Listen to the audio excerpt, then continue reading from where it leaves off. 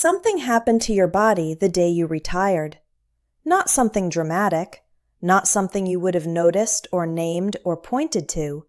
Something quiet and structural and almost invisible. And if you are like most of the women I know who have gone through this transition, you are either in the middle of it right now, or you have been and didn't quite understand what it was. For 30 years, your job was moving you. Every day, without your permission and without your awareness, the sheer obligation of being employed was providing your body with something close to 90 minutes of movement. The parking structure, the hallway, the stairs you took automatically, the standing, the pacing during the difficult calls. You didn't count it as exercise because you never chose it. And the day retirement began, all of it stopped at once. And the couch was there. 3 years into my own retirement, I'm Linda Calloway, and this channel exists because I got this wrong myself, badly, and for longer than I'd like to admit, and I think too many women are getting it wrong in exactly the same quiet way. If this is a conversation you want to keep having, subscribe and hit the bell. It's how you'll know when the next one arrives. And I have one specific question for you in the comments. When did you first notice your body going still? Not ill, just quiet in a way it hadn't been before. Write it down. I want to know. Because what I'm about to tell you is something I watched happen to 3 different women before I finally admitted it was happening to me. I didn't notice my body going quiet. That's what bothers me most about it. Not that it happened. Not even that it took me so long to see it. What bothers me is that I'm someone who spent 27 years in human resources. 27 years helping people pay attention to things they were missing about themselves. And I missed this completely. Not for a week, for months. I want to start there, with that honesty, because I think it's the only honest place to start. When I retired, I had a plan. You already know about the plan if you've spent any time on this channel. It was thorough, it was detailed, it had columns. I'd given myself watercolors, volunteering, travel, more time with my daughters. I had thought about the identity piece, at least in a theoretical way, because I understood intellectually that losing a title after 27 years was going to mean something. I had thought about the calendar. I had thought about purpose. I had not thought once about my body. That seems obvious now. It didn't then. My body worked. It had always worked. It got me to work and back for 3 decades. It sat in conference rooms and walked long corridors and climbed the 3 flights of stairs I always took instead of the elevator, because somewhere along the way I had read something about heart health. My body was a reliable vehicle. I didn't think of it as something that required my attention, the way my schedule required my attention, or my sense of purpose required my attention. Then I retired, and about 3 months in, something was different. Not sick, I want to be clear about that. I wasn't in pain. Nothing was wrong in any clinical sense that I could have pointed to. It was subtler than that. A kind of stillness I hadn't felt since I was a child, before the long days of school and work and obligation had structured every hour. A quietness in my body that I kept interpreting as rest, as earned and deserved and appropriate rest, when it was actually something else entirely. Something that, if I'm being honest, and I'm trying to be honest here, was closer to the beginning of an atrophy I hadn't consented to. I want to ask you something before I go any further. How many of you, since you retired, have had a day, or a week, or several weeks, where the most movement you did was from the bedroom to the kitchen to the couch? Not because you were ill, not because anything was wrong, but because there was nothing that required you to move. Because the obligation that used to get you out of your chair was gone, and you hadn't replaced it with anything. And the couch was there, and it was comfortable, and you had earned it. How many of you have felt that low-grade flatness at the end of those days? Not sadness, not depression, something harder to name than that, a kind of muffled quality to the afternoon, as if the volume had been turned down on everything, and attributed it to transition, to adjustment, to the normal difficulty of this passage.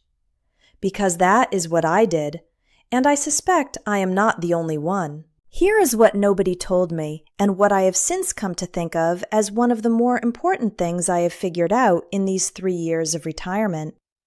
Work, for all its costs, had an invisible gift embedded in it. Movement. Not exercise, not anything you chose, just the involuntary physical activity of having a job.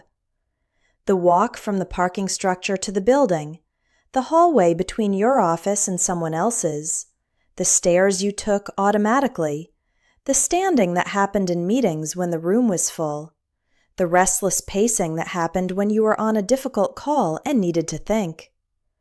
I estimate, and this is a rough estimate, but I've thought about it, and I was an HR director, so I have thought about it with some precision, that I was moving for something like 90 minutes a day just by virtue of being employed.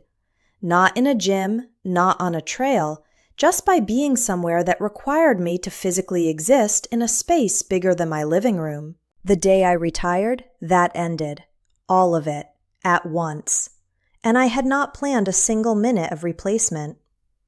I want to tell you about a woman I worked with for several years at the healthcare system. Her name was Gail, and she ran the billing department, which, if you've worked in healthcare, you understand is a particular kind of crucible. Gail was competent in the way that people who have done something difficult for a long time and gotten good at it are competent. Unfussy, efficient. She retired about 18 months before I did, and I went to her retirement party, and she looked wonderful, relieved, ready. She had a trip planned and a granddaughter she wanted more time with, and a kitchen renovation she'd been putting off for 6 years. About 8 months after she retired, I ran into her at a lunch, a professional women's lunch that we'd both been attending for years. And Gail looked different. Not in a dramatic way, not in a way that anyone at the table probably noticed or would have named, but I noticed it because 27 years of HR work had made me someone who noticed things about people, and what I noticed was that Gail moved differently, more slowly, more carefully, as if her body had become something she was carrying rather than something she was inhabiting. We had coffee afterward, just the two of us, and she said, I remember this exactly because it landed with a particular weight. She said, I don't know what happened. I'm not doing anything different than I was doing at this time last year, but everything feels harder. She wasn't complaining. She was genuinely puzzled, the way you are puzzled by something that doesn't match your expectations. And I sat there and I thought, I know what happened. You stopped moving without deciding to stop moving. The structure that was moving you is gone, and you haven't built a new one, and your body has been going quietly still for 8 months and has only just started to say so. That was the thing I understood sitting across from Gail at that coffee table. I understood it clearly and completely. I had named it for her in my own mind. I had diagnosed it with the clinical precision of someone who had spent a career reading people. And then, 6 months later, I retired. And I did the same thing.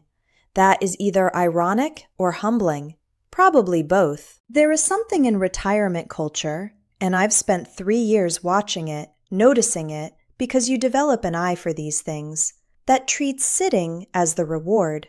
30 years of earning. This is what you earned.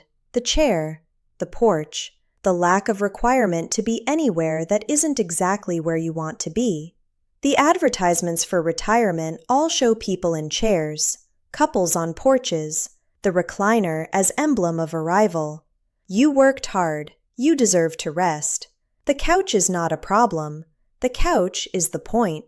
I believed this. I want to admit that plainly. I internalized this framing completely and without examination because it fit with the story I had been telling myself about what retirement was supposed to feel like.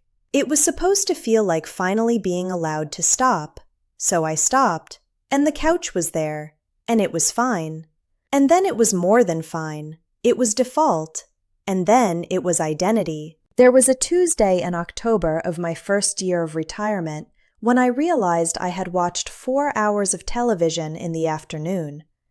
Not because anything good was on, not because I was tired, because I was sitting there and the hours had passed and I hadn't really noticed them go. And the strange thing, and this is the thing I keep coming back to, was that I didn't feel rested.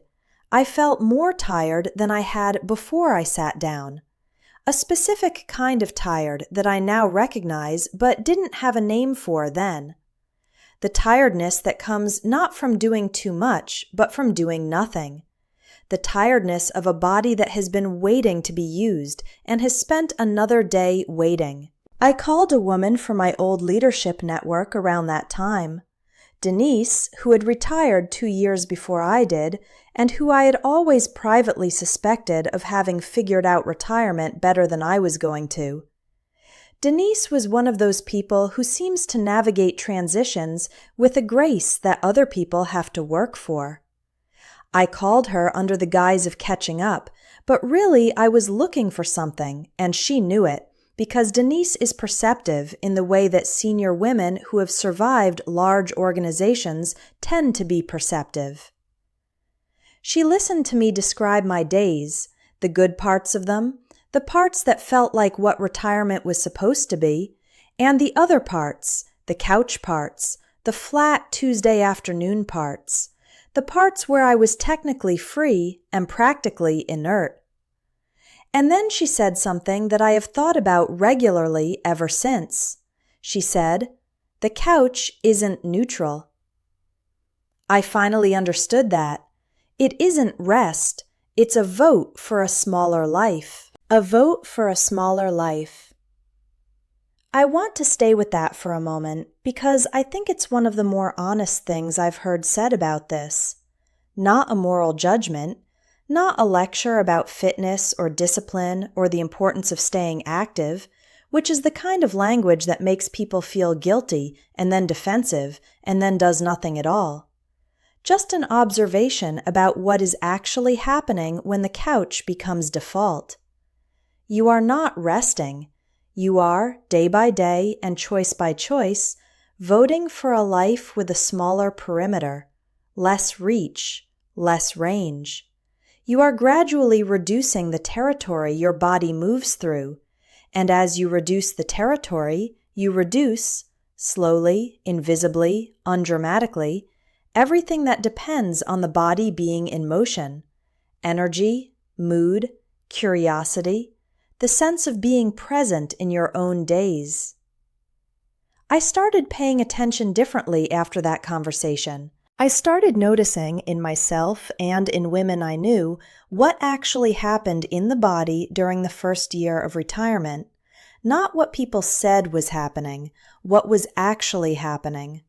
And what I noticed, and this took some honesty to admit because I had built a fairly elaborate story about my fatigue being about identity and transition and the difficulty of the adjustment period, was that some significant portion of what I was attributing to the psychological difficulty of retirement was actually just the physical consequence of not moving. That is a hard thing to say. It was a hard thing to admit to myself. Because it sounds reductive. It sounds like your existential crisis is just that you need to go for a walk. And that is not what I'm saying. The identity piece is real. The purpose piece is real. The grief of losing a role that organized your sense of yourself for 30 years.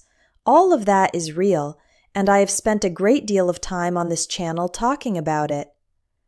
But underneath all of that, and running parallel to it in ways I hadn't been willing to see, was something simpler and more physical. My body had been moved by obligation for 30 years. The obligation was gone. My body had gone still. And a body that has gone still is not a neutral thing. It is a body that is slowly, incrementally, quietly beginning to argue with the life you are trying to build. In the spring of my second year, I started walking in the mornings. I want to be precise about how I started because I think the way I started matters. I didn't decide to become someone who exercises. I didn't buy a fitness tracker or set a step goal or sign up for a program. What I decided was this. I was going to replace, deliberately and by my own choice, the movement that work used to provide by accident. I was going to give myself back the 90 minutes that the job had been providing involuntarily, because I had discovered that my body needed those minutes, and the job was no longer going to provide them, and the couch was categorically not a substitute. I want to tell you about what happened with Patricia, because Patricia is someone I've thought about more in these 3 years than I expected to. Patricia and I worked in the same professional network for over a decade. She was formidable, that's the word, the kind of person who walks into a room and the room orients toward her. She retired the same year as Gail, and her retirement was, by any observable measure, ideal. Financial security, a loving marriage, grandchildren nearby, a house that was paid for, no health issues, nothing standing between Patricia and whatever a good retirement was supposed to look like. I was at her retirement party. She looked extraordinary. She had plans. She always had plans, because Patricia was someone who moved through the world with intention. 3 years later, I ran into her at a grocery store on a Wednesday afternoon, and I almost didn't recognize her. Not because she looked older, not because she looked ill, because she looked diminished. That is the only word I can find that is both honest and not unkind. She had contracted somehow. The physical presence that used to fill a room had pulled in toward the center. She moved carefully. She seemed to be operating at a lower amplitude than the woman I had known. We talked for a few minutes in the frozen foods aisle. She was fine, she said. Everything was fine.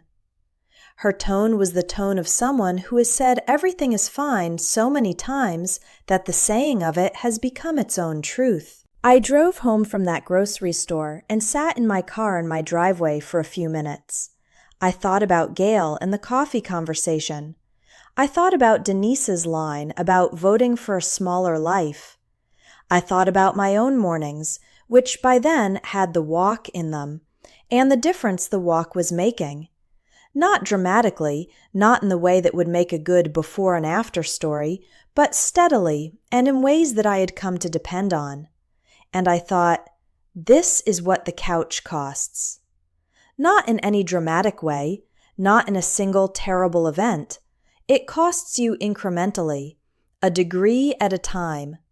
The range of motion you lose and don't notice you've lost until you try to reach for something that used to be easy. The energy that doesn't return from one day to the next. The sense of forward momentum that you associate with purpose or meaning, or the difficulty of transition when some portion of it is actually just physics. A body in motion staying in motion. A body at rest. Here is what I want to say, and I want to say it plainly because I think it is one of the more important things I have understood about this passage. Your body has been working for you for 60-something years, through the early mornings and the late nights and the impossible weeks and the commutes and the conference calls and all of it. It has been your instrument, your vehicle, the physical container for everything you did that you are proud of. And now it is here, in retirement, with you, still capable, still responsive, still asking to be used. Not for productivity, not for performance, not to prove anything to anyone, just to be in motion, just to be doing what a body is, at its most fundamental, built to do. I took a walk one morning in October. Not the October I mentioned earlier with the television hours, but a different October, a year later, and something happened that I want to try to describe accurately because I don't want to oversell it. It was a cool morning. The leaves were turning on the street I walk on. Nothing dramatic, no revelation, just the walk and the light and my body moving through it. And at some point during that walk, I became aware of my body in a way that I hadn't been aware of it, I realized, for a very long time. Not the awareness of something hurting or something not working quite right, or the vague discomfort of a body that has been sitting too much. The awareness of capacity, of a machine doing what it was built to do, quietly, efficiently, without fanfare.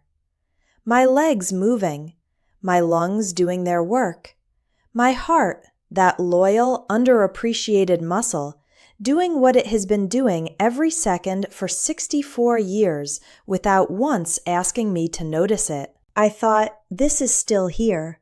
All of this is still here. I cannot tell you what that moment cost me to arrive at. The 8 months of watching the hours go, the conversation with Gail, the call to Denise, the grocery store parking lot after seeing Patricia, the slow, undramatic work of building a new movement budget by choice rather than obligation. All of that to arrive at a Tuesday morning in October and feel grateful. Not sentimentally, not performatively, genuinely grateful for the capacity of a body I had been ignoring for the better part of a year. Your body is not asking for a fitness program. I want to say that again because I think it's important. It is not asking you to become an athlete at 64, or to sign up for something, or to achieve anything. It is asking you to show up, to choose it deliberately, the way work chose it for you accidentally for 30 years. To replace the movement budget that the career provided without your permission or your awareness with a movement budget that is yours, chosen, voluntary, yours. Stop for a moment. Just stop.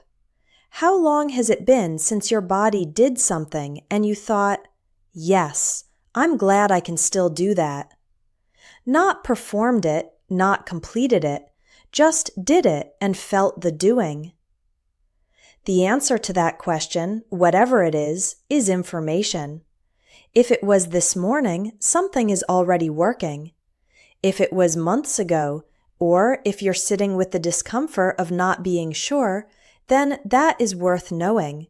That is worth sitting with. Tom started joining me on the walks. Not immediately. He's not someone who moves quickly toward things, which is one of the things I've always appreciated about him. But a few months into the morning routine, he started appearing at the door with his jacket on. We don't talk much on those walks. We walk. We see the neighborhood in the morning light, which is different from the neighborhood at any other time. We come home and make coffee, and the day has already started differently because we were both in motion before it asked anything of us. I have had more important conversations with Tom on those walks than in any meeting I sat through in 27 years of professional life. That is not hyperbole. That is what happens when two people are moving through the world side by side rather than sitting still across from each other. Something opens, something that stays closed on the couch. So here is where I leave you today, and I want to take some time with this because what was said today deserves to land before the window closes. We talked about a body that goes quiet without your noticing. We talked about the invisible movement budget that work provided and retirement removes. We talked about Gail and Denise and Patricia and what I saw in each of them and what I eventually saw in myself. We talked about the couch not as a moral failing, but as a structural consequence, the default outcome of a life organized around external obligation that is suddenly completely disoriented by its absence. And we talked about a Tuesday morning in October when I felt my body doing what it was built to do and understood for the first time in a long time what it still had to offer. The truth of all of that, distilled to its simplest form, is this. Your body has been loyal to you for decades. It has shown up every single day without being asked.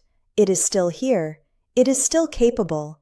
What it is asking from you now is not performance, not achievement, not the reinvention of yourself as an active person with a fitness identity.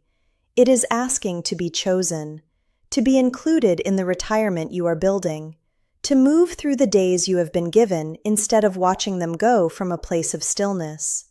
This week, not next month, not when you feel more ready, this week, I want you to try one thing. In the evening, before you sleep, ask yourself 2 questions.